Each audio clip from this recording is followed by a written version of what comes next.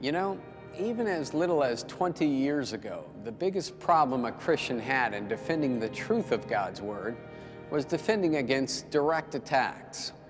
Someone would introduce an error into the church, and the vigilant Christian would be faced with the task of exposing the error and then lovingly but unwaveringly arguing against those errors to disprove them. But in our last program, we talked about the fact that there's a more subtle, more insidious way that error is being introduced into the church today. Because at some point in history, a very major, very subtle shift has taken place. A shift where the problem is no longer direct attacks on truth, which can be directly refuted and overcome.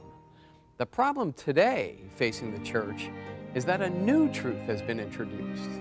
Many people now consider truth to be relative, and therefore more a matter of personal opinion and private interpretation.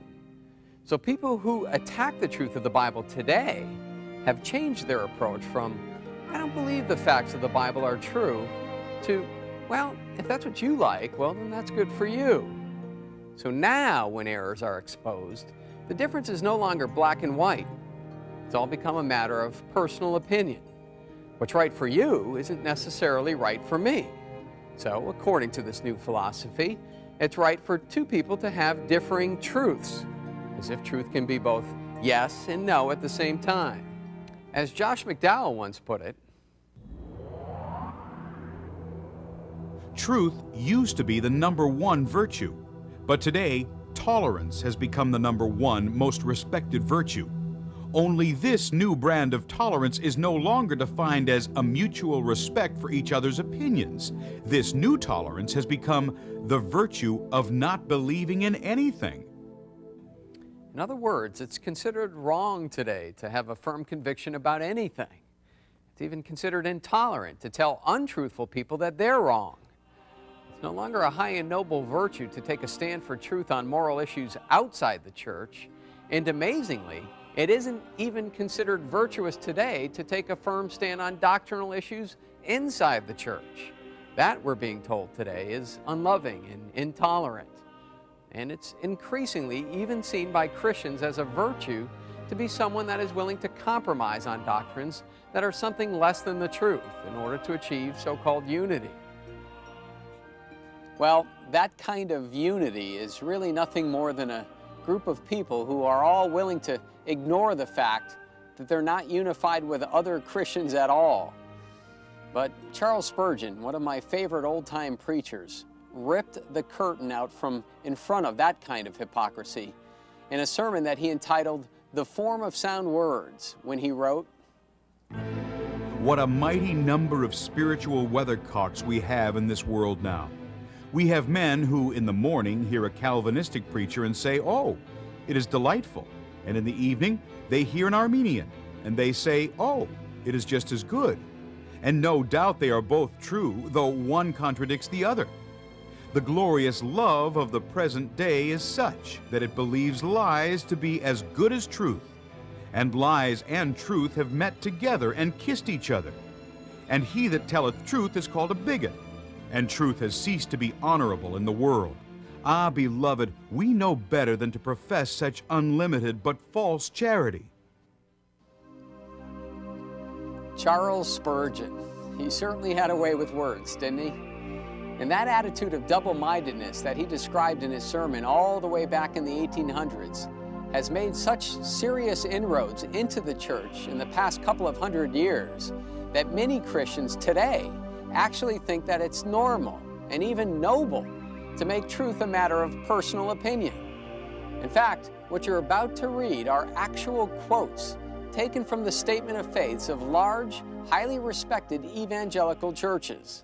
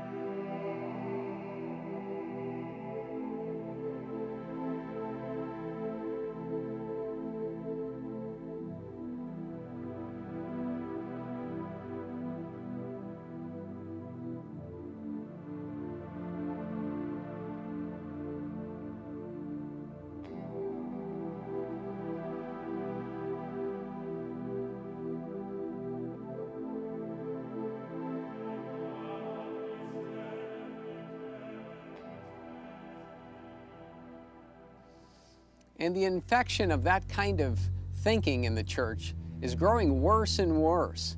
Those same spiritual weathercocks whose convictions shift with whatever direction the doctrinal wind is blowing at the time often reside in many of our pulpits today.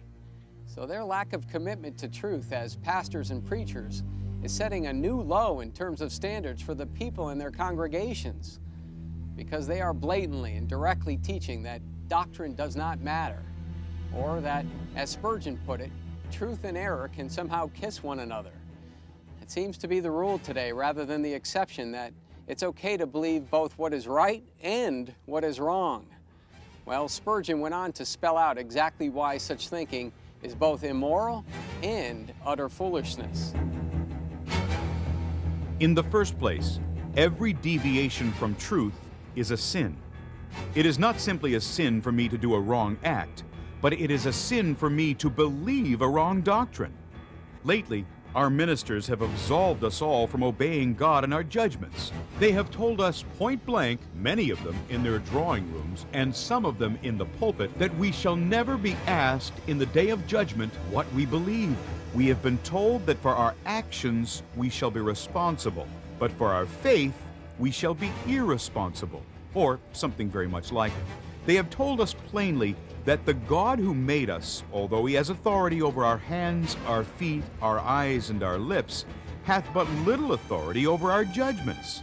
They have told us that if we make ever such blunders in divinity, they are not sins, so long as we can live right lives. But is that true?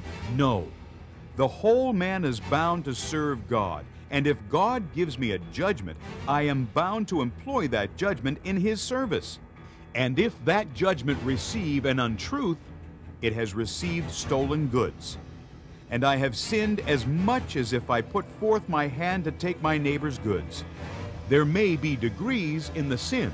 If it be a sin of ignorance, it is nevertheless a sin. But it is not so heinous as a sin of negligence, which I fear it is with many. I tell you, beloved, if, for instance, baptism be not immersion, I commit a sin every time I practice it. And if it be, my brother commits a sin who does not practice it. If election be true, I am committing a sin if I do not believe it. And if final perseverance be true, I am committing a sin before Almighty God if I do not receive it. And if it be not true, then I sin in embracing what is not scriptural. Error in doctrine is as much a sin as error in practice. In everything we are bound to serve our God with all our might, exercising those powers of judging and believing which he has given unto us. And I warn you, Christians, not to think it as a little thing to hold faith with a feeble hand. It is a sin every time you do aught which makes you waver in the faith of Jesus Christ. Remember, too, that error in doctrine is not only a sin, but a sin which has a great tendency to increase. When a man once in his life believes a wrong thing, it is marvelous how quickly he believes another wrong thing. Once you open the door to a false doctrine, Satan says it is but a little one. Aye, but he only puts the little one in like the small end of a wedge, and he means to drive in a larger one. And he will say it is only a little more, and a little more, and a little more. The most damnable heretics who ever perverted the faith of God erred by littles and littles. Those who have gone the widest from truth have only gone so slowly, by degrees. Take care, Christians. If you commit